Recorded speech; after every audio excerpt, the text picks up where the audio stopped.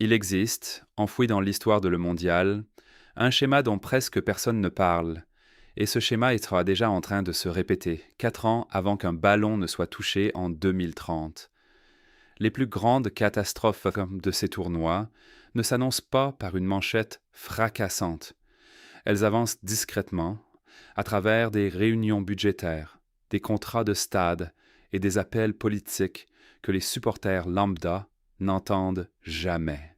Quand le monde du football finit par s'en rendre compte, le mal est déjà intégré à un tournoi qui vaut des milliards de dollars et que regardent des milliards de personnes. 2026 nous en a donné un aperçu très clair. Et désormais, 2030 suit le même scénario, sauf que cette fois, les enjeux sont encore plus étranges, parce qu'il ne s'agit pas que d'une mondiale. C'est une célébration du centenaire répartie sur 3 continents, prise dans un affrontement politique qui remonte jusqu'à un vieux conflit territorial en Afrique du Nord. Voici le point de départ. En 2030, cela fera 100 ans que l'Uruguay a organisé la toute première mondiale, en 1930, lorsque 13 nations étaient présentes, que le tournoi a duré 3 semaines et qu'un trophée tout neuf a été soulevé pour la première fois à l'Estadio Centenario de Montevideo. Pour honorer cet anniversaire, la FIFA a imaginé quelque chose que personne n'avait jamais tenté. 3 matchs cérémoniels seront disputés en Amérique du Sud, un en Argentine, un en Uruguay et un au Paraguay, avant que le tournoi ne change totalement de continent et que l'essentiel de la compétition se déroule en Europe et en Afrique du Nord. L'Espagne, le Portugal et le Maroc accueilleront l'événement principal dans 20 stades répartis sur 17 villes. La finale est pour l'instant prévue le 21 juillet 2030 et tout s'étendra sur 44 jours, ce qui en ferait le mondial la plus longue jamais organisée, 5 jours de plus que celle disputée en Amérique du Nord l'an dernier. 6 pays, 3 continents, 44 jours, 100 ans d'histoire condensés dans un seul tournoi. Sur le papier, c'est le mondial la plus ambitieuse jamais envisagée. Dans les faits, les fissures sont déjà visibles, et elles apparaissent tôt. Commençons par l'Espagne parce que c'est elle qui porte la charge la plus lourde de ce tournoi, avec plus de matchs et plus de sites que chacun de ses partenaires. Le plan initial prévoyait 11 stades dans 9 villes espagnoles. Mais 2 de ces villes se sont déjà retirées, et les conséquences de ces retraits continuent de peser. Malaga a été la première. À l'été 2025, les dirigeants municipaux ont confirmé leur retrait en évoquant des problèmes logistiques liés à la rénovation de l'Estadio La Rosaleda. La modernisation avait été discutée, le financement avait été débattu, mais lorsque les dirigeants ont examiné ce que le projet exigerait vraiment, ils ont renoncé. Ce genre de situation arrive dans les grands événements sportifs. Ce qui rend ce retrait très frappant, c'est son calendrier. La décision est tombée bien avant le tournoi, à un moment où la planification devrait être la partie la plus simple. Si une ville se retire déjà aussitôt, une question s'impose. Combien d'autres départs peuvent encore survenir avant que 2030 n'arrive, puis il y a eu la Corogne, au printemps 2026. La maire de la ville et le président du Deportivo La Corogne, le club local dont le stade avait été proposé comme site, ont annoncé ensemble qu'ils se retiraient en invoquant le coût immense de l'accueil du tournoi. Leurs intentions étaient réelles. Il existait de vrais projets pour mettre l'Estadio de Riazor aux normes exigées par la FIFA. Mais une fois les chiffres additionnés, répondre aux demandes d'infrastructure et d'exploitation de la FIFA s'est révélé financièrement impossible pour une ville côtière de taille moyenne, un club historique avec son caractère, son stade et ses récits, a disparu discrètement de la carte de 2030 parce que le budget ne tenait tout simplement pas. La fédération espagnole a tenté de combler les trous. Elle a représenté les candidatures de Questas de l'Estadio de Mestalla à Valence et de l'Estadio de Balaidos à Vigo comme set de remplacement, et voici le détail qu'il faut retenir. Ces 2 stades avaient déjà été proposés lors de précédents tours de candidature et avaient déjà été rejetés par la FIFA, précisément parce que leur inclusion aurait porté le nombre total de stades espagnols au-delà du plafond de 20 fixé pour tout du tournoi. Aujourd'hui, la fédération veut les réintégrer comme solution d'urgence et la FIFA n'a pas encore dit si elle l'autorisera. Le fait que les options de secours soient des sites déjà refusés une première fois ajoute une couche de complexité à un processus de sélection qui doit déjà gérer 2 annulations. Il y a ensuite Saint-Sébastien, où la résistance n'est pas venue des élus ni des dirigeants du football. Elle est venue d'habitants ordinaires. Au printemps 2025, des résidents locaux ont écrit directement à la FIFA pour demander à être retirés de la liste des villes hôtes. Pas la mairie, pas la fédération, mais des gens qui vivent sur place. Leur inquiétude portait sur le tourisme, surtout sur la crainte que l'accueil de matchs de mondial n'aggrave la saturation que des villes européennes tentent de maîtriser depuis des années. Saint-Sébastien est une petite ville côtière dense, avec une identité très forte, et l'idée de devenir une étape d'un méga-événement mondial de 44 jours a déclenché une réaction que les planificateurs touristiques n'avaient clairement pas anticipée en construisant la candidature.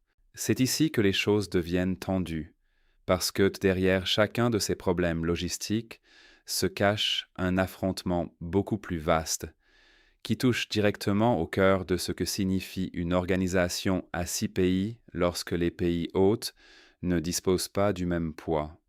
Il s'agit de la bataille pour savoir où la finale 2030 sera jouée, et cette bataille n'a fait que s'intensifier ces derniers mois. L'Espagne a déjà organisé le mondial en 1982. Elle possède le Santiago Bernabéu, l'écrin rénové du Real Madrid, largement considéré comme l'un des stades les plus avancés technologiquement de la planète, et le Camp Nou, l'enceinte historique du FC Barcelone, dont l'ampleur et l'héritage n'ont pas besoin d'être présentés. En janvier de cette année, Raphaël Louzan, président de la RFEF, s'est présenté devant l'Association de la presse sportive de Madrid et a déclaré sans détour que l'Espagne accueillerait la finale, en présentant presque cela comme une évidence vu l'expérience du pays dans l'accueil de grands tournois. Il n'a pas nommé précisément le Bernabéu ni le Camp Nou, mais le message était impossible à manquer. L'Espagne s'attend à recevoir la finale. Le Maroc a répondu presque immédiatement. Quelques jours plus tard seulement, la fédération marocaine a publiquement rejeté les propos de Louzan comme, selon ses propres mots, totalement faux, en insistant sur le fait qu'aucun arbitrage n'avait eu lieu et que la décision concernant la finale dépendait d'une réunion à 4 entre le Maroc, l'Espagne, le Portugal et la FIFA, une réunion qui, à l'heure actuelle, n'a toujours pas eu lieu.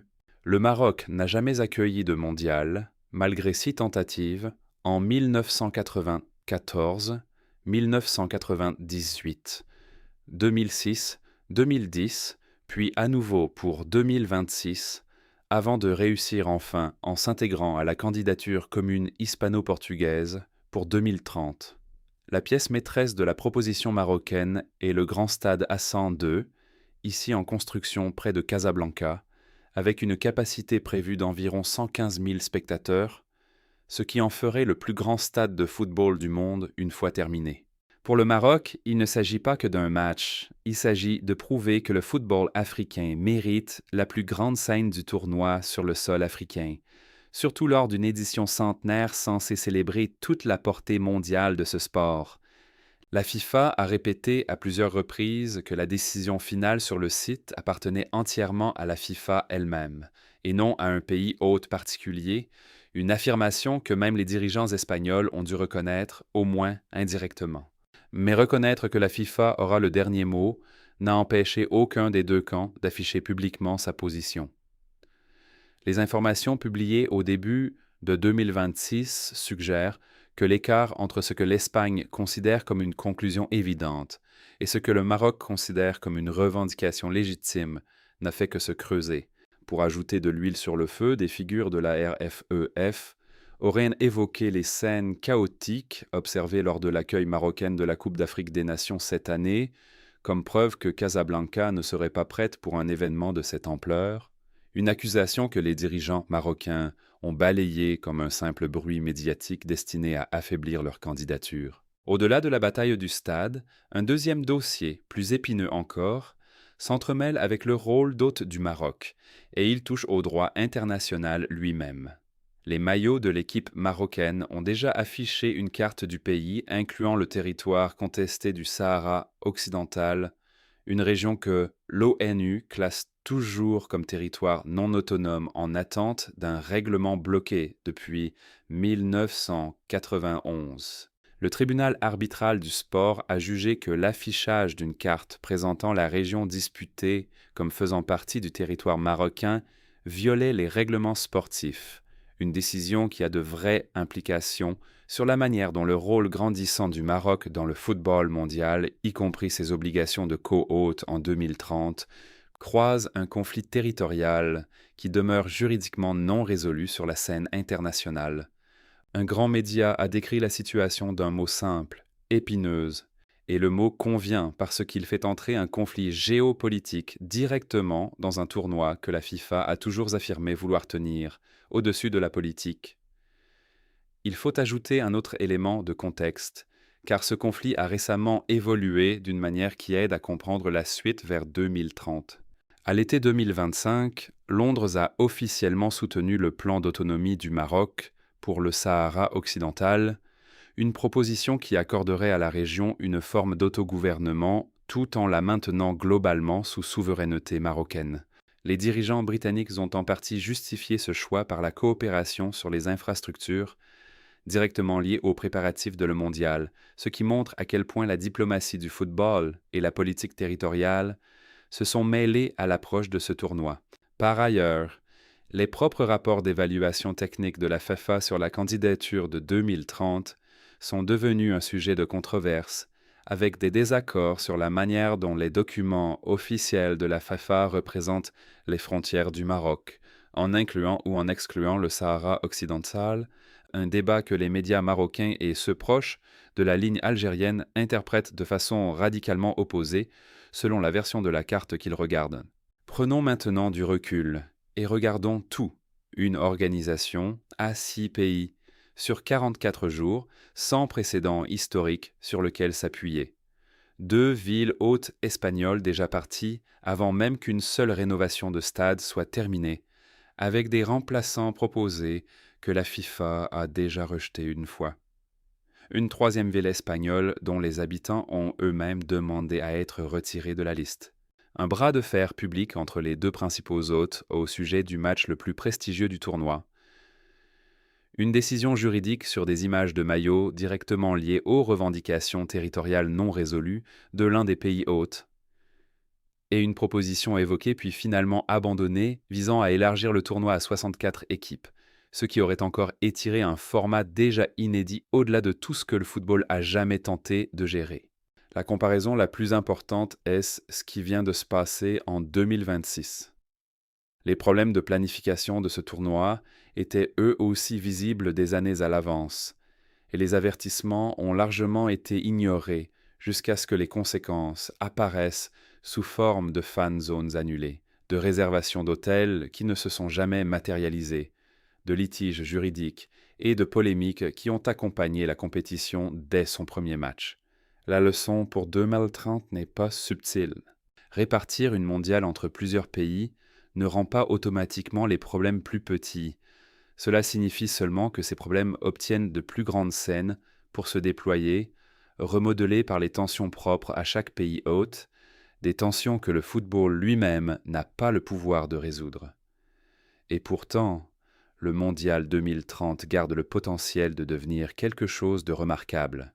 Un tournoi du centenaire disputé sur 3 continents, avec le même Estadio Centenario de Montevideo qui avait accueilli la toute première finale et qui accueillera désormais des matchs exactement 100 ans plus tard. Les enceintes les plus emblématiques d'Espagne, les stades historiques du Portugal et le nouveau stade Hassan II du Maroc, partageant pour la première fois la même toile de fond dans l'histoire du football. 48 équipes en compétition pendant 44 jours produiront inévitablement des moments que personne ne peut prévoir ici, des moments qui finiront par définir la manière dont cette mondiale sera racontée dans plusieurs décennies.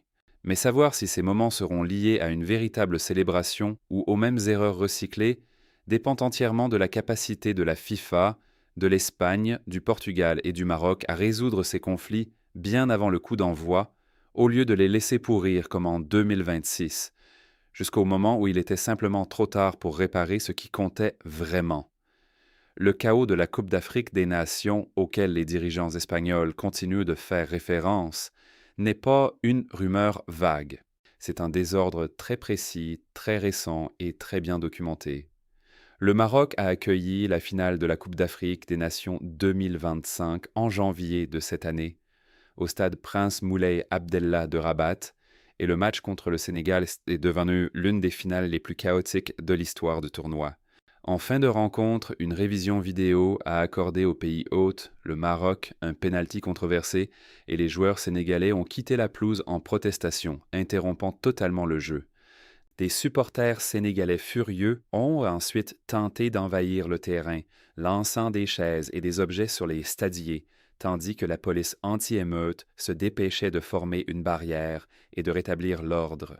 Le Maroc a finalement manqué le pénalty et le Sénégal a remporté le match 1-0 en prolongation, mais les retombées ont duré des semaines. Le patron de la FIFA, Gianni Infantino, a publiquement condamné ce qu'il a qualifié de scène inacceptable. La Confédération africaine de football a ensuite infligé plus d'1 million de dollars d'amende cumulée, suspendu le sélectionneur du Sénégal pour 5 matchs et sanctionné plusieurs joueurs des deux équipes, dont le capitaine marocain Achraf Hakimi. 18 supporters sénégalais et un supporter algérien ont été arrêtés puis condamnés à des peines de prison allant de 3 mois à 1 an pour leur rôle dans les troubles. Les dirigeants marocains ont vivement rejeté l'idée que tout cela nuise à leur crédibilité pour le mondial, en soulignant que leurs forces de sécurité avaient contenu le chaos en minutes, au lieu de le laisser dégénérer davantage, et que le tournoi dans son ensemble s'était déroulé correctement en dehors de cette nuit explosive.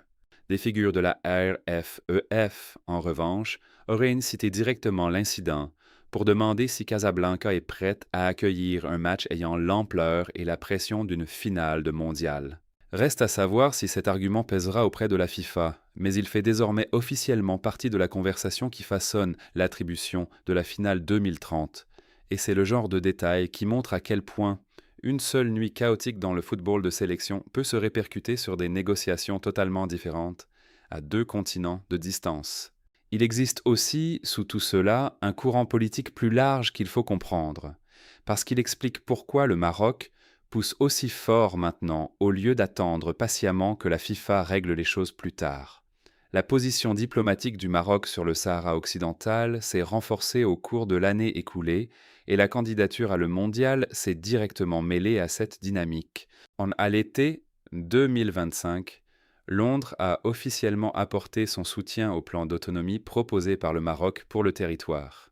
Un plan qui accorderait un autogouvernement local tout en maintenant la région sous souveraineté marocaine, ce que le Maroc défend depuis les années 1990, sans avoir jamais obtenu un tel niveau de soutien international.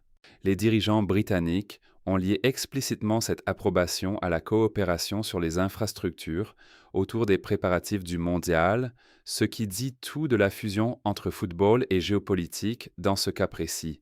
La France et plusieurs autres gouvernements occidentaux ont pris des positions similaires ces dernières années, faisant progressivement évoluer l'opinion internationale en faveur du Maroc, alors même que l'ONU continuera de classer le Sahara occidental comme territoire non autonome en attente d'une résolution techniquement en suspens depuis 1991. Pour le Maroc, accueillir la finale de le mondial n'est pas que un jalon footballistique. C'est perçu dans le pays comme un moment de consécration, une occasion de cimenter son statut international grandissant, au moment exact où ses revendications territoriales obtiennent une reconnaissance diplomatique plus large. Voilà en partie pourquoi les dirigeants marocains ont réagi si fermement et si vite, chaque fois que des dirigeants de la RFEEF ont publiquement supposé que la finale revenait à Madrid ou à Barcelone.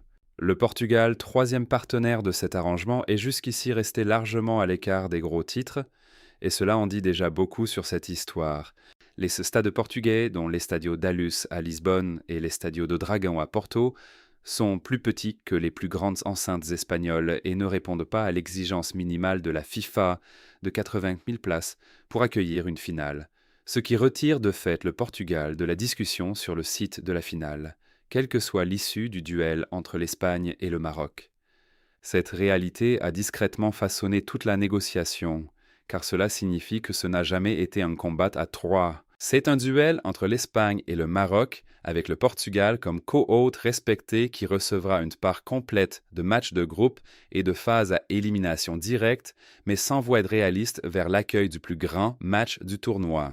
Les dirigeants portugais ont surtout évité de commenter publiquement le différend, préférant se concentrer sur leur propre rénovation de stade et leur logistique, ce qui suggère une forme de pragmatisme discret dont leurs deux grands partenaires auraient probablement besoin en ce moment.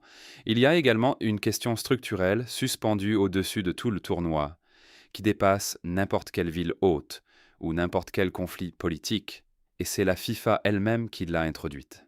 Avant ce cycle, le patron de la FIFA, Gianni Infantino, a évoqué l'idée d'élargir encore le mondial en passant du format actuel à 48 équipes à 64 équipes, une suggestion qui aurait rendu un tournoi inédit à 6 pays, 3 continents et 44 jours, encore plus grand et encore plus difficile à gérer logistiquement.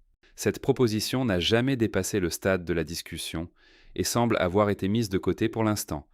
Mais sa simple existence dit quelque chose de la direction dans laquelle la FIFA pousse sans cesse le mondial, plus grande, plus longue, répartie sur davantage de pays, alors même que l'édition actuelle travaille encore sur des questions fondamentales, comme savoir quelles villes peuvent se permettre de participer. Qu'une future expansion ressurgisse une fois 2030, passé reste une question ouverte, et elle dépendra fortement du souvenir que laissera cette édition centenaire. Un triomphe ou un avertissement. Pris ensemble, tous ces fils pointent vers la même tension de fond.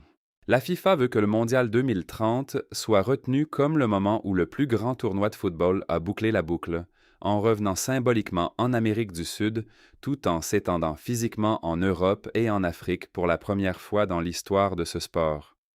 C'est un récit puissant, et le football lui-même, une fois lancé, offrira sans doute des moments que personne ne peut prévoir d'ici. Mais atteindre ce match d'ouverture suppose de résoudre un conflit de stade en Espagne qui a déjà coûté à 2 villes leur statut d'hôte, de répondre aux habitants d'une troisième ville qui n'ont jamais voulu participer, de trancher une bataille pour la finale entre deux nations qui estiment chacune avoir l'argument le plus solide, et de démêler un différend territorial que le droit international n'a toujours pas résolu après plus de 3 décennies. Rien de tout cela ne sera réparé par le football. Cela se réparera ou non dans exactement les réunions discrètes et les manœuvres politiques qui ont lancé tout ce schéma au départ, bien avant que quiconque ne pose le pied sur la pelouse.